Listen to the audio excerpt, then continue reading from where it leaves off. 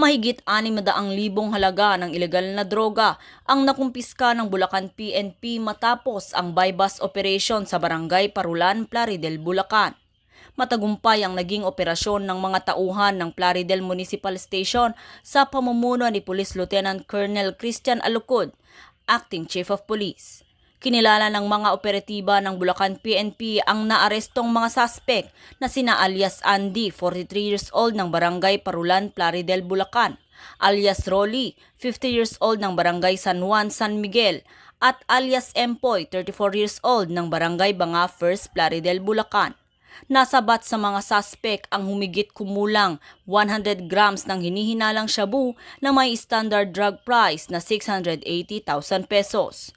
Nahaharap ngayon ang mga suspect sa kasong paglabag sa Section 511 and 26, Article 2 ng RA 9165 o Comprehensive Dangerous Drugs Act of 2002 at kasalukuyang nasa kustodiya ng Bulacan Provincial Forensic Unit para sa dokumentasyon at wastong disposisyon.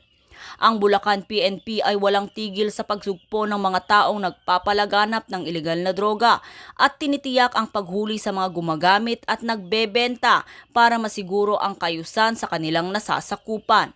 Ito rin ang patunay ng dedikasyon ng pambansang pulisya upang linisin ang komunidad mula sa panganib ng ilegal na droga. Ayon kay Police Brigadier General Jose S. Hidalgo Jr., Regional Director ng Police Regional Office 3, patuloy ang kanilang agresibong paglaban sa kampanya sa ilegal na droga nang walang tigil upang sirain ang supply chain ng ilegal na droga hindi lamang sa rehiyon kundi sa buong bansa.